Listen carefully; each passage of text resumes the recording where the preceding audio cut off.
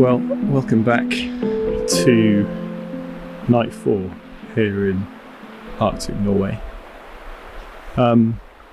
We've been fighting the weather quite a bit while we've been here. So the first night was beautifully clear for most of the night until I sort of passed out at about 2:30 in the morning. The following night was entirely cloudy, and then we had blizzards the following day, and last night, night 3, was partially cloudy, but we did have a really great outburst just as it was sort of getting towards the end of twilight, and I managed to capture a couple of time lapses of that outburst. Unfortunately, the clouds very much got in the way of it, and I think the outburst went south, which was ultimately where a lot of the cloud was.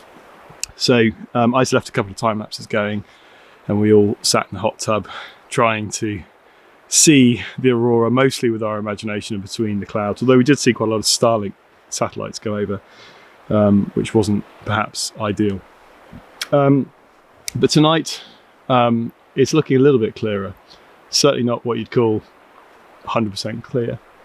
The aurora data is looking reasonably promising, but I suspect it's not worth spending the whole night out, because I think I'll be frustrated by a combination of cloud and moonlight. And tomorrow night and the night after, which is our final night here, are both looking a lot clearer, so just worth investing the time then to go and find some better locations. So tonight I'm not far away from where we're staying in the cabin, and I've tried to find some nice foregrounds that I can get to relatively easily. The snow is, well, as you saw the other night, kind of waist deep in places, so it's hard to find those foregrounds and get to them easily without, you know, potentially falling down into a ditch or a rock or whatever it might be. So tonight I am going to be doing a motion time lapse. I've got the 14mm lens with the Canon 6D on this newer slider, which is sitting on my normal tripod, and to make it more stable at either end, I'm using these extender legs, which just help make the slider a lot more stable when it's mounted on just a single tripod. So I'm going to set up over here. There's a nice snow mound, which might be hiding something, don't know, I'll find out in a second, with some trees behind it. It's a bit less windy tonight, so when you've seen the time lapses that I took last night, you can tell just from the motion of the clouds, but also the trees in the foreground, it was very windy. The wind chill was ferocious. Tonight it's a bit warmer. It actually got above freezing today, and so I'm not as dressed up as I would have been otherwise. If I stay out a bit longer, I might go and get some more clothes on. We're going to set up now facing north, and hopefully we'll get something on camera. This could be quite interesting. So let's see how far into this snowdrift, whatever this is, I can go without ruining either the foreground or my camera. Oh, crikey. Okay, that's actually not ridiculous. So I kind of want to get it to about here,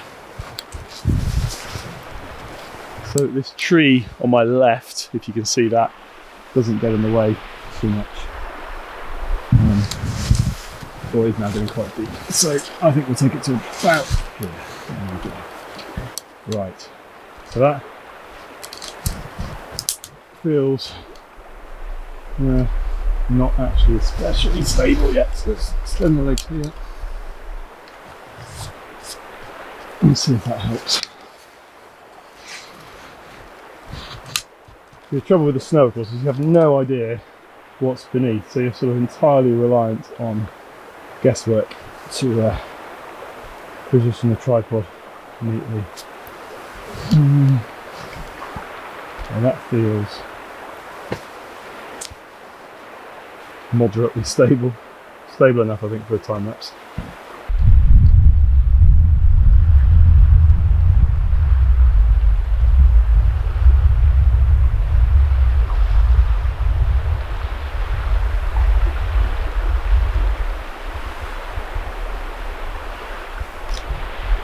So I'm shooting with a 14mm Samyang f2.8, which is the widest aperture, and I've been using ISO 6400 and 1 second exposure, and that's really so I can capture as much of the movement in the aurora as possible.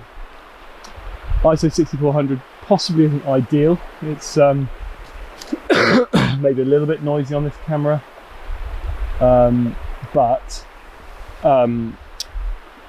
some of that can be dealt with in post-production using luminance, denoising in Lightroom, and by the time you converted it to 25 frames per second in a time lapse, a lot of that noise just disappears anyway. So I found that's been pretty effective. The sky is quite bright as well with the moon being out. So let's get this sorted.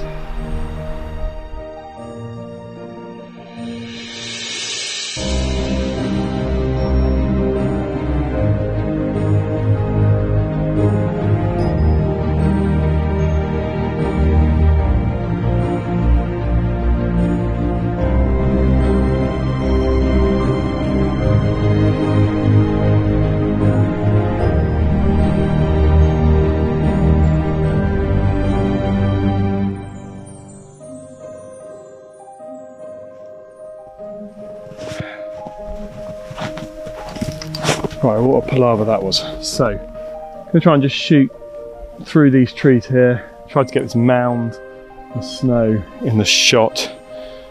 Again, I could do with 14mm really, but 24 is all I've got here. So, that is what I'll have to use and get started before the cloud comes in.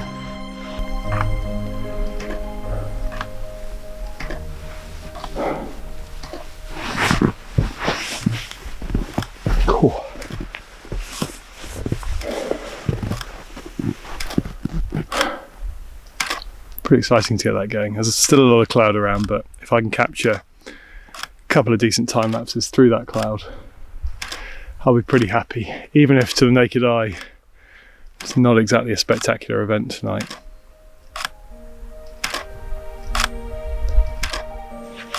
It's quite satisfying hearing both cameras time-lapsing away. Such good fun.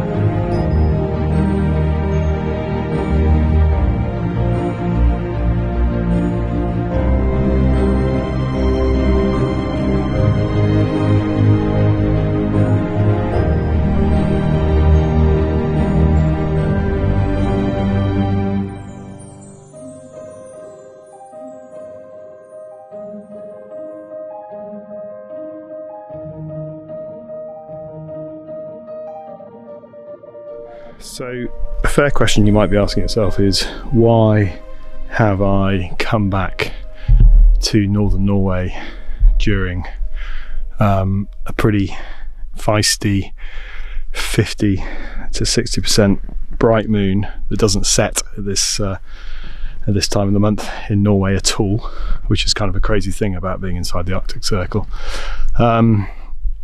And why have I chosen a time of year that is has limited darkness, so it doesn't get dark here, properly dark, until around about 11 o'clock, a bit later at this time of year. When we came to Senja back in October, that was really a time of our choosing, so I deliberately chose it around new moon, and obviously there was no snow on the ground either, whereas this was an opportunistic week. We had one particular week that we were able to potentially get away, so I knew it wouldn't necessarily be ideal, but seeing the aurora at any time and for any length of time is an amazing experience, as is chasing it. I mean, you know, arguably this week so far has been quite frustrating with limited output compared to our trip to Senja. It's still been great fun, and seeing this part of the world with the mountains and the snow, so much snow. I mean, if you come from the UK, as I do, you've maybe seen this much snow once in your life, if that, from sort of back in the 80s when this sort of thing used to happen a bit more often. But it is just so beautiful. The peace is beautiful. The mountain scenery is beautiful, and it's just great fun chasing the night sky. It's what I enjoy doing. So we had the opportunity to come here, and we took it, and we're really glad that we're here.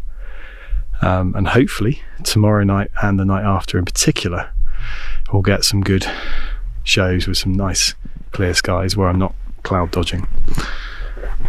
We'll see. See you tomorrow. Well, that sign-off ended up being slightly premature, and a couple of hours later, in a miraculous break in the clouds, we were treated to a very bright, very dynamic, albeit brief, auroral display. Apologies for the shaky camera work. I was very excited, but hopefully this gives you some idea for what it was like.